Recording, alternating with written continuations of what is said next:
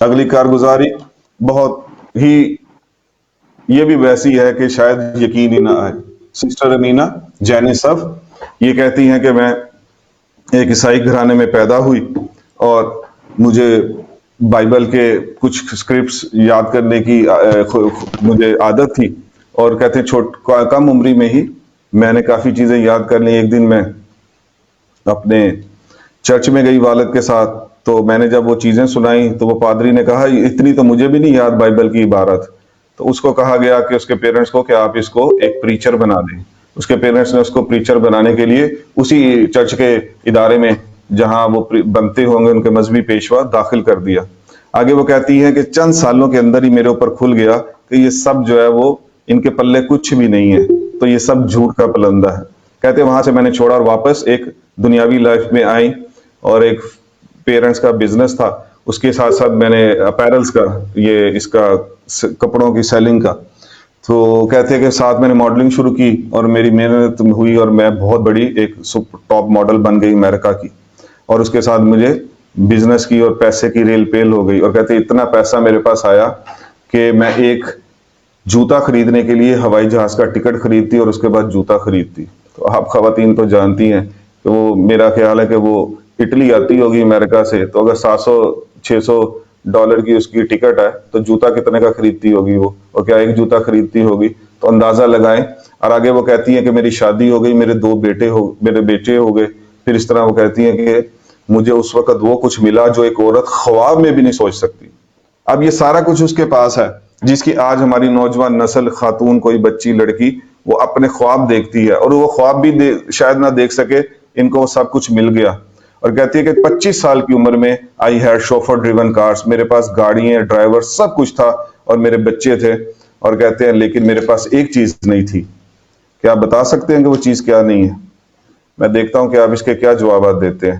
تو انہوں نے کہا کہ میرے پاس سب کچھ تھا لیکن میرے پاس ایک چیز نہیں تھی.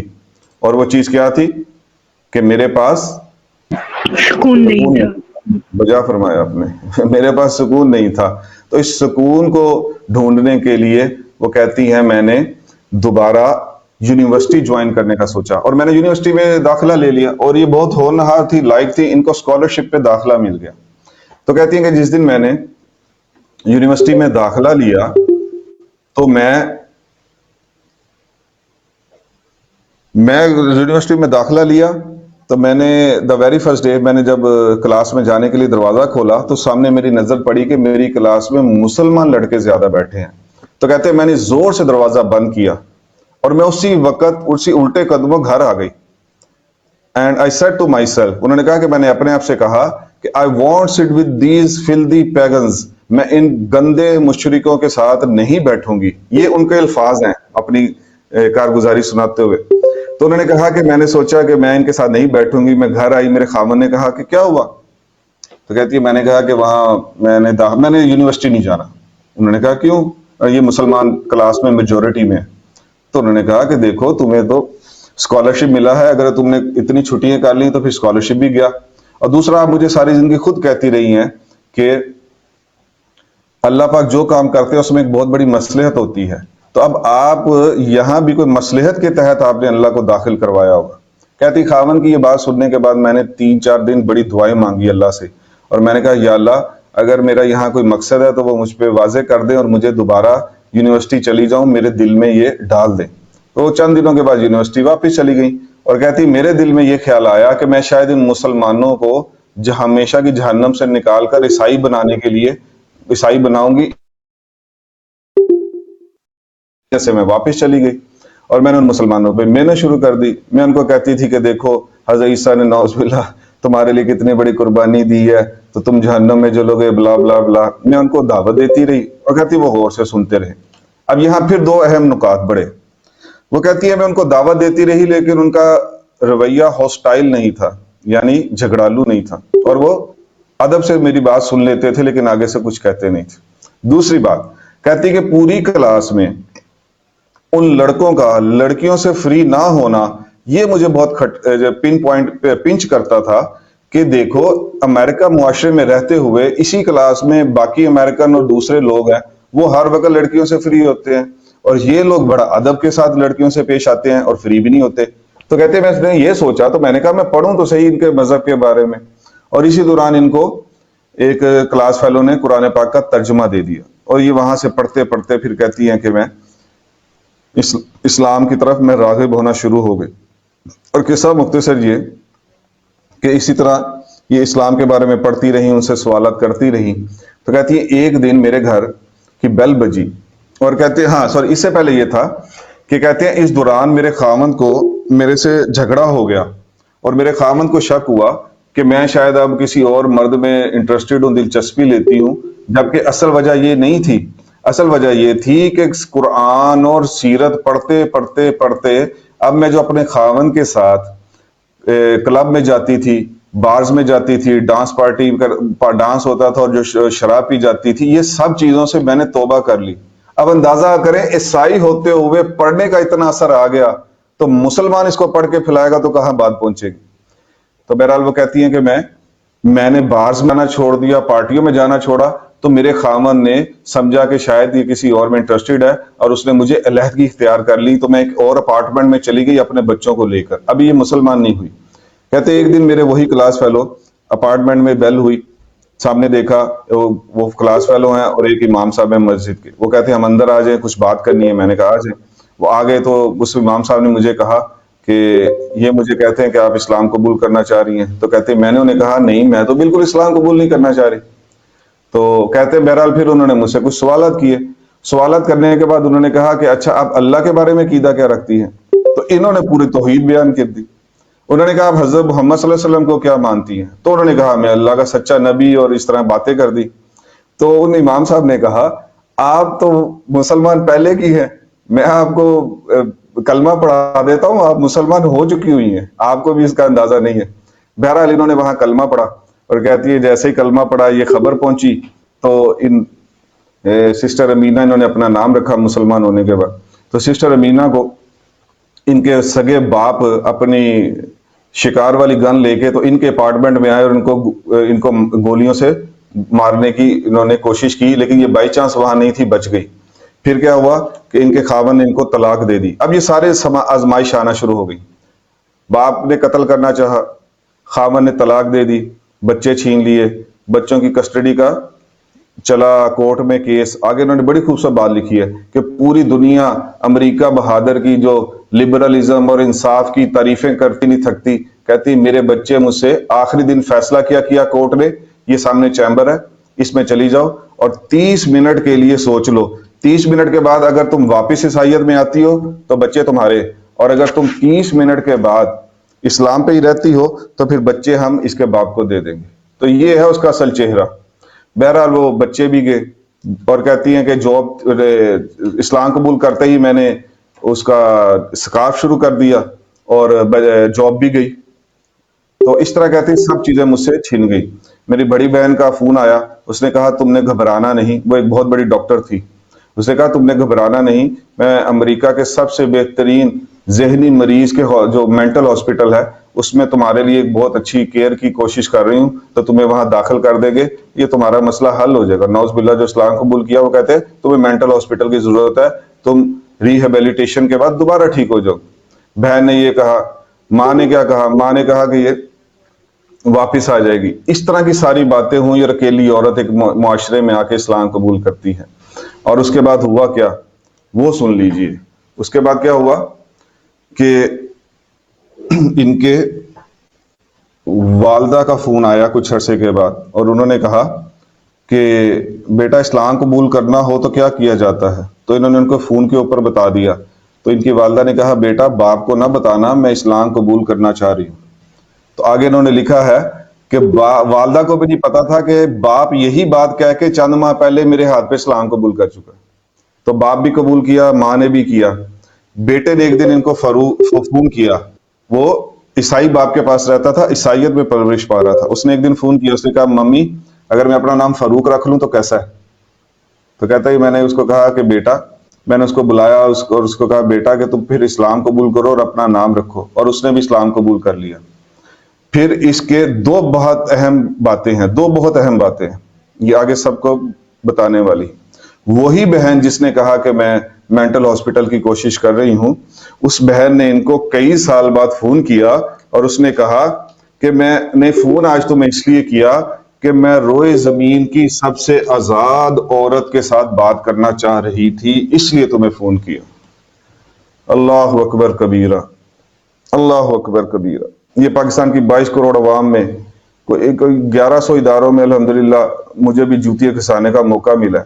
وہاں یہ لڑکیوں کے جو حالات ہیں، وہ جو بیچاری لبرلزم اور پتہ نہیں کس کا ازم کا رونا رو کے اور اسلام پہ اعتراض کرتی ہیں، ان کو یہی نہیں پتا کہ تیری آزادی اصل جو ہے وہ برقعے میں ہے، تیری آزادی اصل نقاب میں ہے. اور یہ جو سسٹر امینہ، میں ان کا ایک بہت بڑا تعارف کروانا بھول گیا، یہ امریکہ میں آزادی نسواں کی تحریک کی بہت سرگرم رکن تھی. اور قبول اسلام کے بعد کیا کہتی ہے کہ میں نے جب پڑھا آپ صلی اللہ علیہ وسلم کے پردے کے بارے میں احکامات، تو میں نے اس کو 100% عورت کی نفسیات کے عین مطابق پایا. 100%. آزادی نسواں کی عورت کیا کہہ رہی ہے؟ جیسے ہی سیرت اس کے سامنے آئی، اس کے الفاظ بدل گئے، اس کا مقصد زندگی بدل گیا، اس کی ہر چیز بدل گئی. تو بہرحال اس خاتون، اس کی بہن نے کتنی عجیب بات کہی کہ میں دنیا کی سب سے آزاد عورت سے بات کرنا چاہتی ہوں. اور اس کے خاوند نے جو بات کی، اللہ کی قسم مجھے اپنی پوری زندگی میں ایسی بات سننے کو نہیں ملی. اور اس بات کو پڑھنے کے بعد مجھے سب سے زیادہ شرم اپنے آپ پہ آئی. اس کے خاوند نے کہا 16 سال کے بعد اس نے اسلام قبول کیا، اور سسٹر امینہ کو فون کر کے کہا کہ میں نے اسلام قبول کیا. سسٹر امینہ کو نہیں، سوری، امام مسجد جس کے ہاتھ پہ اسلام قبول کیا، اس سے یہ کہا میں نے اسلام اس لیے قبول کیا کہ میں 16 سال سے، شاید 12 سال ہیں یا 16 سال، تو بہرحال انہوں نے کہا میں 16 سال سے اسلام قبول کرنے کے 16 سال بعد 16 سال تک میں اپنی ایکس وائف کا زندگی اور بیہیویئر دیکھتا رہا. تو آج میں اس لیے اسلام قبول کر رہا ہوں کہ میں اپنی کرسچین بیٹی کو بھی چاہتا ہوں کہ وہ میری سابقہ بیوی جیسی عورت بنے، اس لیے میں نے اسلام کو. لائیں مثال پورے پاکستان سے، پوری دنیا سے اٹھا کے میرے جیسے مسلمان سے ایسی، اور میرا تو بھائی اور میرے تو سگے جماعت والے نہیں میری کیا کہتے ہیں میری زندگی سے متاثر ہوتے. دنیا کیا متاثر ہوگی؟ ہم نے سمجھا ہی نہیں اس دین کو. سمجھا ہوتا ہمیں دیکھ کر لوگ، ہمارے راہ گزر سے لوگ اسلام قبول کر لیتے. مقصد زندگی کیا بنایا اس خاتون نے؟ انہوں نے کہا کہ میں نے مقصد بنایا جو نعمت مجھے مل گئی میں آگے لوگوں تک پہنچاؤں. اور پھر آگے یہ کچھ عرصہ محنت کرتی رہی، اور انہوں نے 600 خواتین کو جو امریکن تھی ان کو کلمہ پڑھایا. اس کے بعد زندہ رہی، پتہ نہیں کتنوں کو پڑھایا ہوگا. اور وفات کیسے ہوئی؟ اسلام قبول کرنے والی خواتین کے لیے کوئی سینٹر بناتی تھی، تاہاں ان کو سکھایا جاتا تھا اسلام، اور شاید ووکیشنل بھی شاید ہوگا. تو ایک ایسے ہی سینٹر کو بنانے کے لیے میٹنگ تھی، وہاں دوسرے شہر گئی ہوئی تھی. اس کو دیکھ کے جب واپس آئیں تو ہائی وے پہ ان کا ایکسیڈنٹ ہوا اور وہیں شہید ہو گئی. کتنی عجیب بات ہے کہ خاوند عیسائی ہو کے کہتا ہے کہ میں وہی بنانا چاہتا ہوں اپنی عیسائی بیٹی کو جیسی میری بیوی مسلمان بننے کے بعد بنی. میں سمجھتا ہوں کہ میں جب تک قبر میں نہیں جاتا میرے ذہن سے یہ جملے نہیں نکلیں گے اس کے خاوند کے، کیونکہ یہ ہے اصل سیرت کہ جو آج میرے آپ کے کسی پیر کے کسی ولی کے اندر ہونی چاہیے. یہ سیرت ہوگی تو ہمیں یہ بڑی بڑی تقریروں کی ضرورت ہی نہیں پڑے گی. یہ اگلا واقعہ شیخ محب اللہ سوامی نندا، یہ اس سے بھی بڑھ کے ہے. یہ واقعہ کیا ہے کہ انڈیا میں ایک بدھسٹ گھر میں ایک بچہ پیدا ہوا، اور اس کے پیرنٹس نے اس کو بدھزم کے لیے پروان چڑھایا، اس کی بڑی تیاری کروائی، مذہبی پیشواؤں کے پاس وہ پڑھتا رہا. تو یہ بدھسٹ میں یہ شیخ آنندا، یہ سوامی آنندا بن گیا. وہ کیسے بنا؟ کہ بدھزم کا یہ ایک عقیدہ ہے کہ اللہ نعوذ باللہ ان کے کسی بڑے سوامی کی اندر اس کی روح اللہ کی نعوذ باللہ آ جاتی ہے، اور وہ اس کے اندر پھر وہ سوامی جو ہے اس کا درجہ کیا ہوتا ہے کہ وہ خود زمین پر اللہ کا یا بھگوان کا اوتار بن جاتا ہے. تو اسی طرح آج تک بدھسٹ میں 10 لوگ ایسے ہیں جن کو اللہ کا اوتار، بھگوان کا اوتار مانتے ہیں. سوامی نندا 10واں ہے. سوچیں اس وقت دنیا میں بدھسٹ کتنے ہیں؟ 54 کروڑ بدھسٹ ہے دنیا میں لگ بھگ غالباً. تو 54 کروڑ لوگ اس کو کیا مانتے تھے کہ یہ بھگوان خود زمین پہ اترا ہوا، نعوذ باللہ. یہ ایسا عقیدہ ہے ان کا. تو سوامی نندا کا پوزیشن آپ سمجھ لیں کہ پھر بدھزم میں کیا ہوگی. تو وہ کہتے ہیں کہ دنیا کے 3 بڑے جو صاحب اقتدار لوگ جب انہوں نے اپنے ملک کا صدر بنے یا وزیر اعظم بنے یا اپنے ملک کے صدر بنے یا بادشاہ بنے، تو تینوں نے اپنا حلف اٹھانے سے پہلے میرے پاؤں اپنے سر پہ رکھوائے اور اس کے بعد حلف اٹھانے کی تقریب کے لیے وہ گئے. تو یہ اس کا مقام تھا بدھزم میں. پھر انہوں نے لکھا ہوا ہے اسی نسیم ہدایت کے جھونکے میں پورا حوالہ ہے، میں وہیں سے آپ کو خلاصہ عرض کر رہا ہوں. تو وہاں یہی لکھا ہے کہ ہفتے کے دن ایک تخت کے اوپر میرے پاؤں دھلائے جاتے اور میرے پاؤں دھونے کے بعد جو پانی نکلتا اس کو جو ہے وہ لوگ پیتے اور اس کو پینے کی قیمت 5 لاکھ روپے، اس کو پینے کی قیمت 5 لوگ پی سکتے تھے اور 1 لاکھ روپیہ فی بندہ ادا کرتا تھا اس کے. اور کہتا ہے کہ لوگ میرا پیشاب پیتے تھے تاکہ ان کی بیماریاں دور ہوں. اب اندازہ کریں یہ شخص. اور آگے لکھا ہے کہ ان کے آشرم تھے امریکہ میں. ایک آشرم جو لکھا ہے اس کی 67 بلڈنگ کی منزلیں تھیں. 67 سٹوریز بلڈنگ ایک آشرم امریکہ میں تھا. قبول اسلام کیسے ہوا؟ کہتے ہیں کہ میں بھوٹان اپنی تبلیغی سرگرمیوں میں گیا ہوا، وہاں سے میں بیٹھا ایئرپورٹ پہ، امریکہ جانا تھا اپنے اس آشرم میں. تو میں نے دیکھا کہ میرے ساتھ ہی ایک بندہ کے بیٹھا ہے اور ایک وہ پانی کی بوتل ہے اس کو بہت کیئر کر کے کبھی ادھر کر رہا ہے کبھی ادھر رکھ رہا ہے اور بڑا سنبھل رہا ہے. کہتے ہیں مجھے بڑی حیرانگی ہوئی. میں نے کہا یار یہ پانی کی بوتل کے ساتھ کیا معاملہ ہے، تم اس کو کیوں اتنا سنبھال رہے ہو؟ تو آپ کے خیال سے وہ کس چیز کی بوتل ہوگی؟ جواب دیجئے. تو بہرحال وہ بوتل تھی آب زمزم کی. انہوں نے کہا یہ آب زمزم ہے. اس نے کہا کہ کیوں ایسا کر رہے ہو؟ انہوں نے کہا کہ یہ حضرت ابراہیم علیہ السلام کا واقعہ سنا دیا کہ وہ اپنی اہلیہ کو اور اپنے بیٹے کو اللہ کے حکم پر غیر ذی زرعین کہ وہ ایک ایسی جگہ پہ چھوڑ گئے جہاں کچھ بھی نہیں. تو وہ کہتے ہیں اچھا یہ تو بڑا عجیب واقعہ ہے، کیا مجھے یہ واقعہ پورا اور سننے کو چاہیے، کہاں سے مل سکتا ہے؟ انہوں نے کہا یہ قرآن پاک میں بھی ہے، تفاسیر میں بھی ہے. تو یہ سوامی نندا نے کہا یہ میرا ایڈریس ہے امریکہ میں آشرم کا، کیا مجھے وعدہ کرتے ہیں کہ مجھے وہاں بھیج دیں گے؟ تو اس شخص نے ان کو قرآن پاک کا وہ ایک ترجمہ وہاں بھیج دیا. وہ کہتے ہیں لیکن میں اتنا بزی تھا بندہ، میں نے کچھ سرسری سا پڑھا نہیں پڑھا، میں نے سائڈ پہ کر دیا. پھر کہتے ہیں کہ 10-12 سال کے کس طرح سال گزرنے کے بعد پھر ان کے ایک بہت اچھا دوست تھا، اس نے کچھ سیرت کی بک ان کو دی. تو کہتے ہیں جب میں نے وہ بک مجھے اور ملی تو میں نے کہا خو مجھے تو وہ قرآن بھی ملا تھا. تو کہتے ہیں میں نے وہ قرآن پاک اٹھا کے دوبارہ پڑھنا شروع کیا. کہتے ہیں جب میں نے قرآن پاک کی ٹرانسلیشن پڑھی تو مجھے محمد عربی صلی اللہ علیہ وسلم کی سیرت جاننے کا بہت ذوق ہوا. میں دوبارہ ریپیٹ کروں گا کہ مجھے آپ صلی اللہ علیہ وسلم کی سیرت کے بارے میں پڑھنے کا بہت شوق ہوا. میں تیسری دفعہ اس کو پھر ریپیٹ کرتا ہوں کہ وہ کہتے ہیں پھر میں نے 10 سیرت کی کتابیں پڑھی. کتنی؟ 10. یعنی اندازہ کریں ڈزنز آف بکس، اور ہم میں سے کسی ایک نے ایک بھی نہیں پڑھی ہوتی. تو کہتے ہیں کہ وہ 10 سیرت کی کتابیں پڑھنے کے بعد میں اسلام قبول کر گیا. آپ جانتے اتنا بڑا مذہبی پیشوا جس کو وہ کہتے ہیں کہ یہ بھگوان ہے، وہ اسلام قبول کرے تو اس پہ کیا آزمائشیں آئی ہوں گی. میرے پاس وقت نہیں ہے اس لیے آپ خود سمجھ سکتے ہیں، سمجھدار ہیں کہ کیا کچھ نہیں اس کے ساتھ ہوا ہوگا. بڑی مصیبتیں آئیں. ہاں آزمائش کا لیول دیکھ لیں. آزمائش کا لیول کیا ہے کہ 67 منزلہ کی ملینز آف ڈالر آپ دیکھ لیں کتنی اس کی ورتھ ہوگی، کتنی قیمت ہوگی. اور جب اسلام قبول کیا تو غالباً دہلی کی مسجد میں رکشے پہ بیٹھ کے آیا. سب کچھ گیا ہاتھ سے، سب کچھ. اور سب سے اہم بات کہتے ہیں کہ جب میں نے وہ سیرت پڑھ لی، میں نے سارا کچھ پڑھ لیا، میرے دل نے کہا اسلام حق ہے، لیکن میں نے سوچا سب کچھ جائے گا.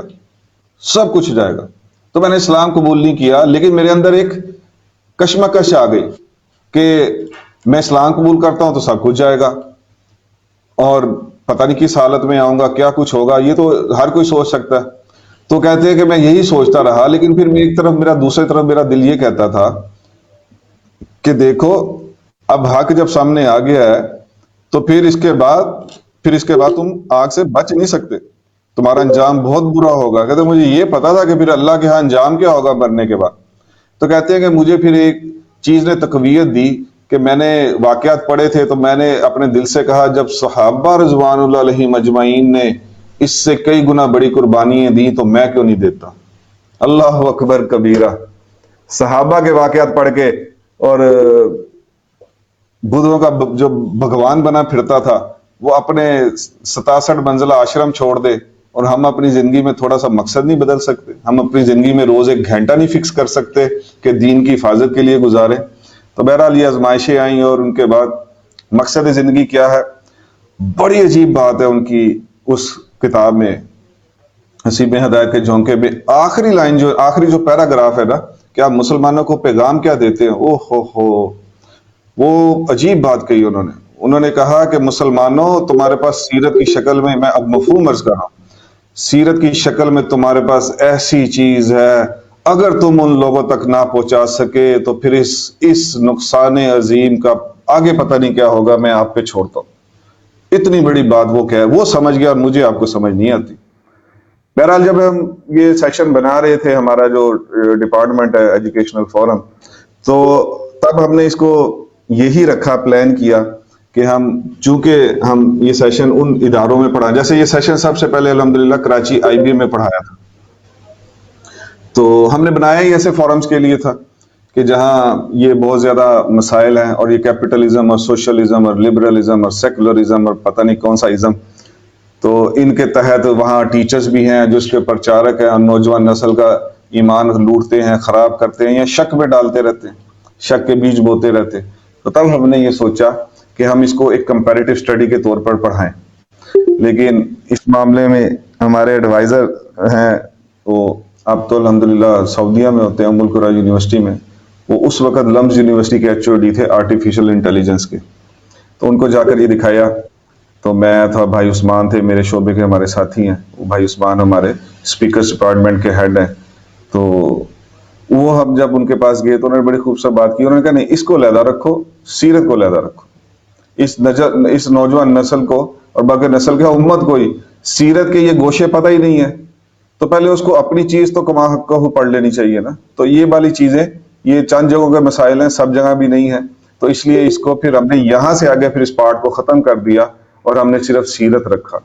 अब हमारा दूसरा टॉपिक चल रहा है कि कामयाब कौन, और बस यही मुकम्मल हो पाएगा और इसी पे ही बात का इंशाल्लाह इख्तिताम कर देंगे।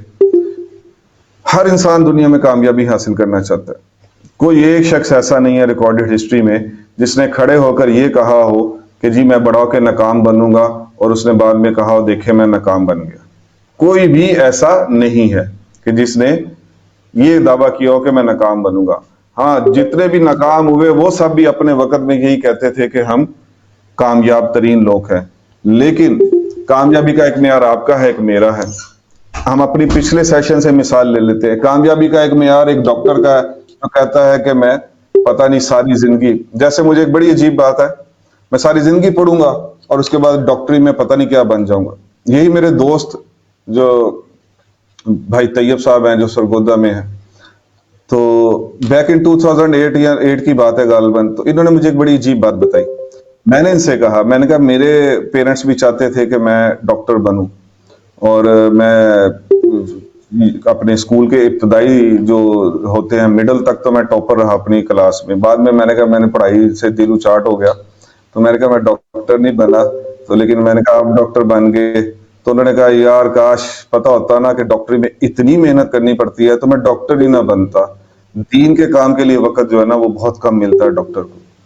तो मैंने उनसे फिर यार से पूछा, मैंने कहा अच्छा, मैं तो समझता हूँ डॉक्टर बड़े खुश होते हैं क्योंकि वर्ल्ड में बेस्ट ब्रेन डॉक्टर्स हैं जो MBBS है, तो मैं तो समझता था कि बड़े आइडियलाइज हैं।